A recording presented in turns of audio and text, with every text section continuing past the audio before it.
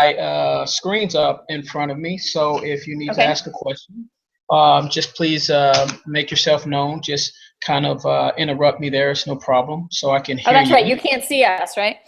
Right, right. I've got No my problem. slides up ahead of me there, so if you need to interrupt me, just go right ahead. Yep, that's fine. What we're going to talk about today is the elm tree of mastery. But first, I'd like to thank you all for coming. I know how important our time is, and I really appreciate the fact that you took time out of your day to come and enjoy this workshop with me. It is one of those things that definitely shows that you care about your part in youth sports. So I'll try to make this fun and as to the point as possible. So we'll get started with one of our principles of the three main principles that we have, and that's the elm tree of mastery. The elm tree of mastery, it basically takes the old traditional scoreboard definition, which depends on results, comparison with others, and that mistakes are not okay, and it replaces it with mastery definition of effort, learning, and mistakes are okay. Those are the three things that you want to focus on in the mastery definition. So uh, when you see kids in their uniforms, or you have your children out in their uniforms and they're walking around, what are some of the things that complete strangers would say to them? Anybody can give me any type of personal experience with things they've heard said to kids that are walking around in uniforms? They say, "Did you have a game? Exactly. Anything else? Did you win?" Yes, yes. That's probably the main thing they say is, "Did you win? Did you win?" And the reason they say that is because society today puts a lot of focus on the scoreboard and who won at the end of the game. Um, and that's not so much of a bad idea because we want to win and we want to be able to take scores and show who won by the scoreboard. But there's another kind of winner, and this is a winner that strives for excellence in what they're doing. Not only playing the game because they want to try to win a trophy, but because they want to get better at what they do. And PCA would like for all of the youth sports cultures to be redefined so that we focus more on this excellence. So let's compare and contrast a scoreboard versus a mastery definition of winning. When there's a scoreboard concerned, people look at the results of the scoreboard and they say, well, this team had more points, so they obviously won, they're obviously better. Where the mastery definition focuses on a little bit more. It's how hard the kids are trying, what effort level, are they learning, are they growing, are they really helping the sport to grow and really enjoying it. A bit of a story from my past. I played sports when I was a youth. I was pretty good at sports. I played football and ran track. I didn't make it to the collegiate level, but I was always good enough so that I didn't get picked last whenever they were picking teams. And I kind of prided myself with this, but it wasn't a big deal. Recently, I was at a cookout, and a bunch of youth decided to get together and have an ultimate frisbee game. I never played ultimate frisbee, but I figured, hey, I'll show these youngsters what I can do. I'm 46 years old and out of shape, but I'll teach them a thing or two. They all got into a circle, and they started picking teams, and this really brought back some childhood memories. And as they started picking, they picked everybody, and I'm seeing all the picks go, and it came down to me and my buddy. We were the last ones to be picked. And I'm thinking, well, this is not so good, you know. I'm better probably than this. And my buddy he's about 50 pounds heavier than I was, so he was picked last, but I was picked next to last. And needless to say, those kids knew exactly what they were doing picking us last because we were terrible. So I understood the whole concept of, all right, we know these guys are probably not as talented, so we're going to pick them last, and I was okay with that. And again, needless to say, they knew what they were doing, and I felt like I was having a heart attack after a few minutes. Didn't know frisbee could be so hard, but it was one of those things I've never mastered. I've never mastered it. It was new to me. I knew that if we scored more, we'd win, but I really didn't care about mastering. I just wanted to win on the scoreboard. And if I was younger, and I had somebody to mentor me and tell me how much better the mastery part of it was, that probably would have incited me and gave me enthusiasm to stick with the sport, to grow in the sport, and to be better at the sport, not just worry about whether or not I made more points than the last guy. Another thing in comparison is that mistakes are okay in mastery definitions, where in the scoreboard definition, mistakes are not okay. They're shown as weaknesses, and they're shown as faults. Has anybody out there ever seen a kid who played really hard but just made mistake after mistake, and they hung their head kind of defeated and couldn't quite get back into the game? Has anybody ever seen that? Yes, we have. He can't see us, Ruben. I was reminding you. Okay, so exactly, and when we see that, we don't want them to get to the point to where they feel that that mistake defines them. We don't want them to feel that we are judging all of their efforts and all of their intentions on that mistake. So we want them to know that mistakes are okay. So what we do is we teach them things like mistake rituals. We teach them that, okay, if you're going to have a mistake, it's okay, brush it off, move on to the next play, and use a ritual to kind of tell everybody that you understand the mistake and that you're okay with it and that you're not going to let it bother you. Some of those rituals could be brushing off the shoulders, it could be flushing the toilet sign, it could be just raising your hand to point out that you were the one to make that mistake. And what I'd like to do now is I'd like to break everyone up into groups.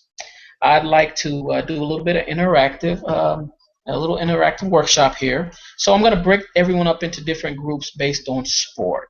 So I will have the indoor sports in this group over here, if everybody can just gather over here, and the outdoor sports, field hockey, lacrosse, football, baseball, in this section over here. Now, as you all gather, I'm going to ask for some examples, and I'd like for you all to respond. If I was a player who was on a basketball team and I missed the last shot of the game that could determine whether we won or not, say we lost because I missed this shot, can anyone give me an example of something you could say that could be more positive, that would focus more on the effort rather than the result? Anyone? Just raise your hand or speak out. Way to get open. Way to be aggressive. Yes, that's a good one. That's one of them. Anybody else? Anything else? Good follow through on your shot. Exactly. Now, how about body language? We know that coaches, players, parents sometimes give body language as a way of communicating when the mistakes are not okay or that they feel the mistakes should have been made. Is there anybody out there that can give me an example of body language that would demonstrate this? I think a thumbs up. Yes, a thumbs up. That would be good. A smile and an energetic clap to encourage. Yes, a smile and an energetic clap, just to let the player know that you are with them, that it's okay that they made a mistake. Now, we know that people can't learn without mistakes.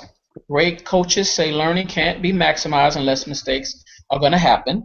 Great educators call mistakes the lifeblood of learning.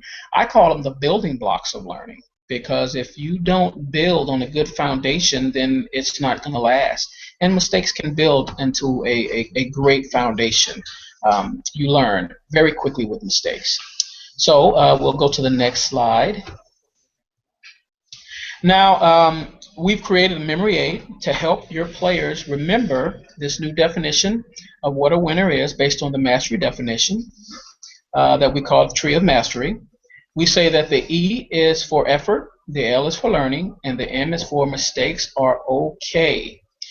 Researchers such as Robert Roser at Stanford and other researchers have shown us that if you use this definition and you build this type of culture, that it can affect the anxiety and self-confidence of your players. So with a show of hands, how many people think that using the mastery definition in your climate would lower the anxiety of the players? With a show of hands, raise your hands. Yep. Okay, so how many think that it would raise the level of anxiety in the climate? Well, the focus has actually shown that, and the study has actually shown that it lowers the anxiety in the climate. And it does that because it helps players to establish that they do have some control. And this type of control is over their efforts and over their mistakes. That's the type of control it gives them. These studies also show that it helps with self-confidence. How many, raise your hand, show of hands, would think that it helps to raise the self-confidence of the players? Yes. Absolutely, absolutely. It helps to raise the self-confidence of the players. And when the players feel more confident, they then can help to meet the emotional needs of their teammates by building them up as well. And they also stick with the sport, and they last longer. And after a study was done, they showed that 70% of youth drop out of sports by age of 13, and generally because of a bad association or a bad experience with one of the teams that they may have had, or one of the coaches that they may have had. So I'm sure we all have those types of stories we can relate to. One of the things I'd also like to do right now is to show you a video. This video is from Marshall University. It gives a parallel to using the Elm Tree of Mastery. The Marshall University lost a lot of their players with a plane crash in the late 70s, and they had to basically start their program, their football program, from scratch. And it wasn't so much about, okay, we've got to field a winning team, we've got to win, and we've got to beat everyone. They wanted to get the foundation built. They wanted to show everybody that we care about the program and that it's building our players and not just winning us trophies. So at this time, I'd like to show you that video. So I would show the video, and then I would go to the next slide. Okay. All right, thanks for watching that video. There's something else that the Elm Tree of Mastery does, other than giving players a feeling of control. It also tends to have them work harder and stick to it longer. When a player can feel that they're actually making a difference, they're actually growing and learning, they stick with it longer. They want to work harder because they know all of that hard work is paying off. And they know that, hey, you know, if I just keep it up, I'm going to get better and better and better until I consider myself pretty much an expert at what I do. And this mastery definition will help them to get there. And we go to the next slide, which shows a picture of ice hockey player. So what I like to do is break up into groups again, and I'd like to read a scenario out to you. Now, this is dealing with the mistake rituals and showing that the mistakes are okay in that philosophy. So as I read this scenario, I'm going to ask each group to give me their opinions of what they would do in this scenario. So I'll have everyone break up again into the sports, say the outdoor sports and the indoor sports. So here we go. I'm going to read the scenario. Jess hangs his head every time he misses a shot, and as a result, he doesn't get back on defense. What can you do? So I'll call on this group first. Give me some ideas of what you can do that may not have been mentioned before. Anything you can think of? Oh, you can take I have an idea. Yes. Go ahead. Did you hear Ruben? He said you can take him out of the game. Oh, you can take him out of the game. I'm sorry. Yeah, you could take him out of the game. Not sure if that would really help. That would probably hurt his self-confidence a bit, and it would take you a while to build it back up. So I wouldn't really suggest doing that as your number one response. But well, that is something that a lot of people do. Here's why I'm taking him out. You just told me effort. Elm is about effort, and this guy's dogging it on defense. And I got a bench full of guys and girls who want to play hard and help the team, and this guy's dogging it. So I feel it'd be irresponsible to leave him on the court. You're right. You're right in that aspect. But you want to look for the big picture. It's not about the scoreboard, remember? It's about the mastery. Okay, short term, the scoreboard, he affects the scoreboard. Putting him on the bench may help that by getting you more points. But in the long run, are you really helping his confidence and helping to lower his anxiety so that he can get better, so that you don't always have to pull him out of the game, and so that he learns from it? So yes, short term, a lot of coaches would go to that. Long term, under the mastery definition, you want to let him know that, okay, this is just a building block. You will get a little bit better, and therefore I won't have to pull you out of the game at every mistake. Is there anyone else could give maybe some examples or ideas?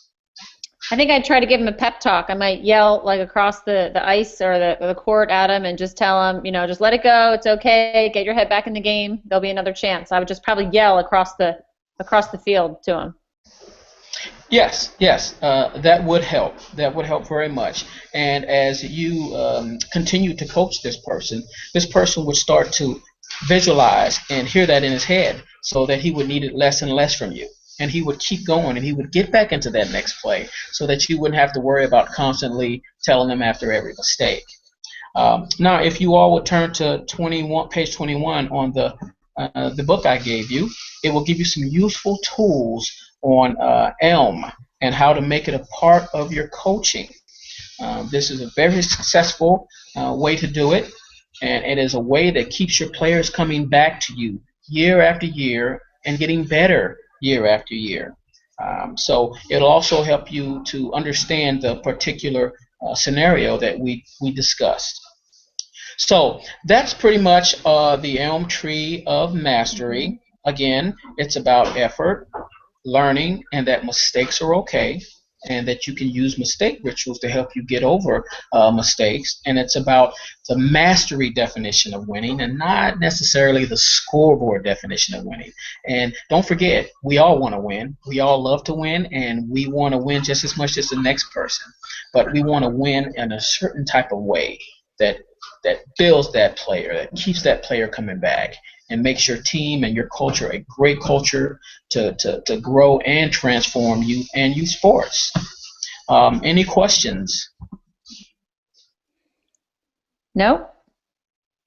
Okay, well, I think I've used my time, and I want to make sure that we get you all out of here on time. Again, I know how important your time is, so thank you all for coming, and hopefully we'll see you again soon. Thank you. Thank you. Actually, Reginald, I would like to hijack a few extra minutes because what I didn't hear from you the last time or this time, I've heard, you did your opening and you kind of started right in with the elm tree of mastery, and what I'd really like to hear is how would you open up your workshop in getting the audience to understand why you have gotten involved with Positive Coaching Alliance? They've read your background that has kind of your coaching history, your athletic history, but I would just like to hear what you would tell an audience in the first, kind of opening minutes. What's your why? Okay. I did give a little. Would you bring that into your workshop, or would you start? I'm sorry. Go ahead. Go ahead. No, I was just wondering if you would use that in your opening, or would you just start right in with the material? Well, I started in a little bit with the material, and then I bounced to a personal story, explaining to them about me playing the frisbee and getting picked. Mm-hmm. Yep. As far as why I'm with PCA or why I believe in this, I could add that in as to why I believe in it. I kind of didn't think that I'd have time really to add too much stuff to it, but I could, and basically I would tell them that. The reason I like doing it is because I've been a volunteer coach for a very long time, and I've seen some great organizations, and I've seen some not so great organizations. I've seen some good results with kids who come back when they've had a positive experience, and I've seen some not so good experiences. I've seen parents that have come to me and said, "Hey, I'd like for you to be my coach." In the middle of a season where I had to explain, well, you can't just switch teams in the middle of a season because they had a bad experience with another coach. Again, I do it. It's a labor of love. It started with me coaching my kids and seeing my kids coached and saying, I'd do that differently if I could do it. So that's the main reason why I do what I do. And when I first heard about PCA and then went to a workshop, I didn't know much about it. But the more I heard from it, the presenter, Randy, was very great at relaying what it stands for and what it does. And to me, it makes all the sense in the world, because youth sports, it's like it's a foundation that can grow to all types of things, and it's what I want my kids to be involved with, to make sure that they have a good start and learn things. So I figure, what can I do to try to help to pass that on to others? That's excellent. That's what I wanted to hear. I think was missing, like the last time when you practiced and this time. I think that's a really important aspect of your workshop, because I'm listening and I'm hearing, yeah, you coach, yeah, you volunteered, yeah, you played football. But for me personally, I want to know, why is this guy here in front of me? Is it just a job? Are you just punching a clock? Or are you really passionate about it? You obviously know the content, because I can tell that you've prepared and you're ready and you know what you're talking about. But I want to know, not necessarily what gives you the authority, but what makes you want to give up your time to be here to share this with us. That right off the bat would get me to want to listen to you more, and that's what I want to hear. Okay. I was trying my best to smile and be energetic, and sometimes I have to try to remind myself to smile. I was trying to remember what Ruben said, and hoping I was smiling, So. You were. I actually wrote that down first. I wrote beautiful smile. It's one of my first notes that I put on there. No, but do you understand why that's important? Yeah. People want to know your passion, and I've heard before. People don't care what you know until they know that you care. Mm-hmm. And I think that's very true, and I could definitely interject that in there. That would be a good idea. Well, I just think the two things you said that stuck out to me. It's a labor of love, which means you love what you do, and as you're watching your kids be currently. So then, you heard of a different way to do it. It just seems to me like that's such a great way to start it off, by something you learned, you heard, and you kind of you didn't even prepare that. I know you didn't practice it or study it, but just the words flowed right out of your mouth, and that means that you really believe in it. And that's the kind of genuine passion that I'd like to hear in the beginning. Okay. Just since I already have the floor here, I was going to just bring up a couple other things. I thought you did a very nice job, Reginald. I think, I was looking at the comments that we gave you the last time about lightening up a little bit and telling some more personal stories and smiling, and I did really like all of that you added in there. Again, I just think you have a very, very clear voice. You command attention of the room, but you're not overbearing. You kind of have a gentle strength, which I think is really great, and I can see why you are an effective coach. I think that the terminology that you used was not verbatim right out of the book, but it went right along with it. You said there's another kind of winner, a winner that strives for excellence, and just the way you said it, I thought it was really good. One thing, some of the things that I would like to see you do, I'd like to see you go a little bit further. I liked your story about being a grown-up and being, you mentioned I was never picked last. I was a pretty good athlete. Now I'm 46 years old and I'm stuck in a situation of being picked last. I'd like to hear more of how you made that feel, and how would you relate that to kids that are out there being coached by some of the coaches that are in the room, those feelings that you had. I mean, I know it sounds kind of silly because you're a grown man, but I'm sure there were feelings there that you never had as a kid. And these coaches are going to be coaching kids that are picked last often and feel like they're not as good of an athlete. So I would have liked to see you kind of relate that a little bit more to help these coaches understand what that feels like. Okay. That's just one of the suggestions I have. And then I do like the way that when you did group work, you said indoor sports and outdoor sports. I thought that was really cool because I never thought about doing it that way. I just think you got to be careful too. A lot of times you might be in a workshop with all Little League or something, so you have to have a couple different group ideas in your pocket because you might have all the same sports. Kelly, can I jump in with that? Because I had a question about that. When you divided us into indoor sports and outdoor sports, was the idea that then everybody who's an indoor sport, we would be talking to each other about the question. There'd be a group talking. There'd be two groups discussing it. Was that the idea? Yes, the idea was that the outdoor sports people would be able to relate a little bit more to each other because they have to deal with weather. So maybe they could have some kind of stories that would bond them a little bit more, and the indoor people would have a little bit more in common because they have to deal with space and limited space and standing up and not sitting down and things like that. Okay, so what I would add to that is so I'm an indoor sport coach, so I'm going to go and I'm going to be with a group of indoor coaches. I would add a little more specific direction on who I'm supposed to talk to. You got 15, 20 people, and divide up. I think people would benefit from, and then once the indoor sports are together, I want you to find one other person and talk about this question. Go. Okay. Or however you want to divide it. I could just picture, okay, we've divided up, now what? So I just wanted to throw that idea out there. So instead of having like a 4 or 5 in one group, just maybe have them pair up inside of that group. Maybe you're saying maybe 2 people talking inside of that group or something like that? Well, whether it's 2 or 4 or 5, I want you to tell us that. Because when you have, let's say you have a room full of 30, 40 coaches, and you divide us in half, so there's going to be 15 or 20 in each group. It's unclear to me now what do I do? Do I talk, do I find someone my same sport, or are we all supposed to huddle up and talk as one big group? I think that we would benefit from more specific directions there. Mm-hmm. Okay, sounds good. Yeah. And I just made a couple. I thought you did a nice job with the flow of your workshop.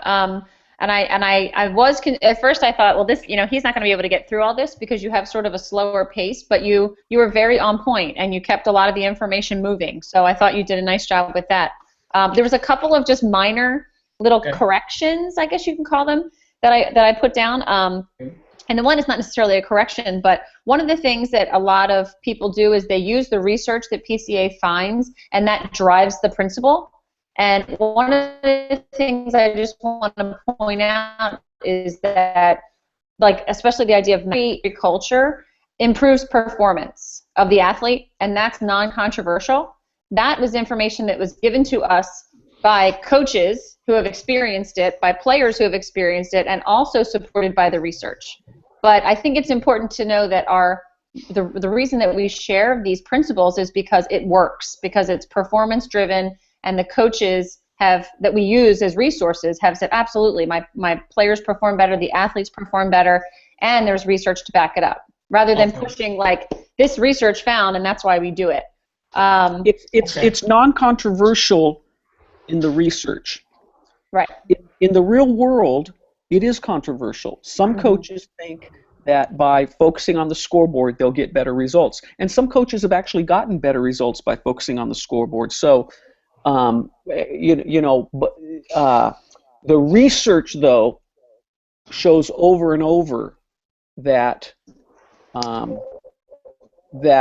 mastery produces better results. And that's, in the world of sports psychology, which is a world of science and research and study, it is non-controversial there.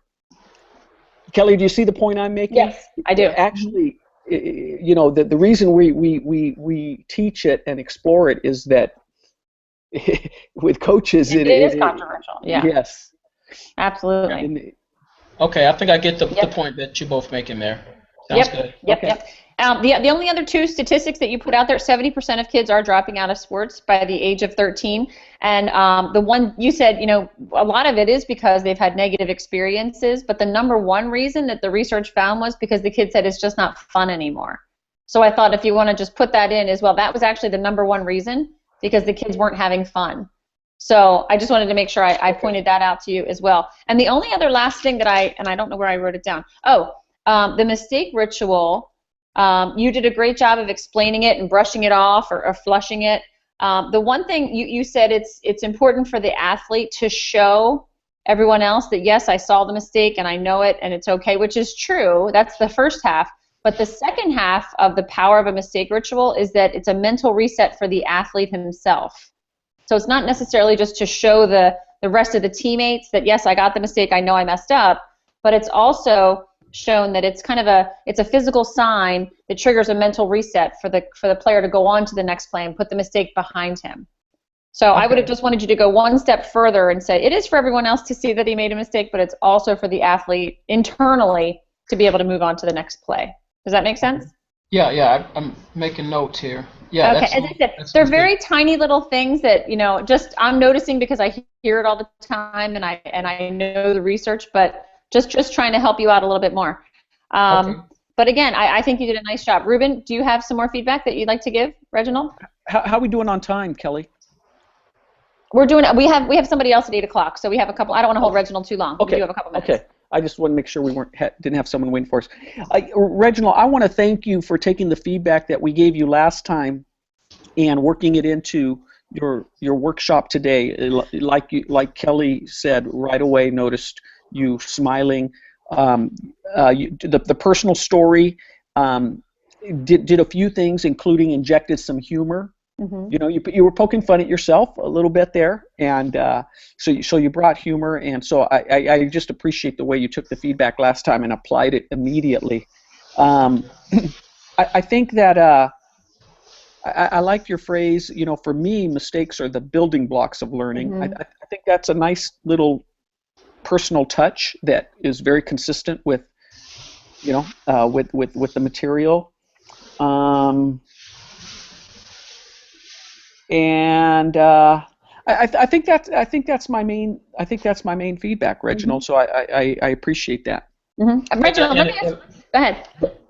No, and I was going to say that I promise you I will get better at it. I'm still a little nervous. I know you will. Material, but I will strive for excellence. This is going to be my my mastery is going to be how mastering this material and how to present it and how to draw people in and get them on board with it.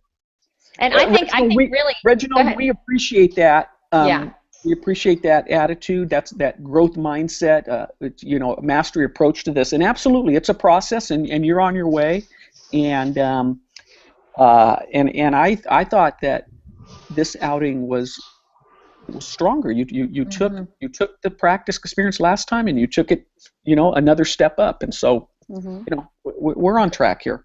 Yeah. Thank you. I also think that you're one of those people that would benefit very much from having a lot more so than doing this format where you're sitting in front of a computer, because the way you have it set up too, you couldn't really even see my face or Ruben's face, and feeding off of the crowd and the expressions of your audience really can do a lot for you as a presenter. So yes. I think you will definitely benefit more. I'd like to see more of you and your personality shining when you're live in front of people. This definitely showed that you know the content, you're going to get the audience engaged, you're going to get the room thinking, and you're passionate about it, but I'd love to see you. I want to see you next in that environment where you have people in front of you. So that's my goal for you.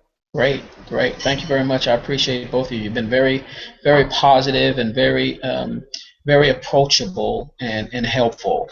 A lot of things that scare people away from courses like this is because they don't want to fail and they want to do well, but sometimes public speaking and having people kind of judge what you say and critique you is kind of tough for them. So I want to thank you two for being positive and helping me in every way that you can.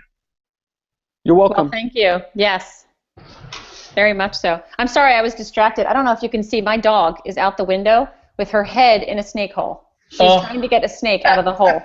I don't know if you can even see it. So I'm sitting here looking in the hangout, looking at my dog out the window who's trying to get her head inside the snake hole.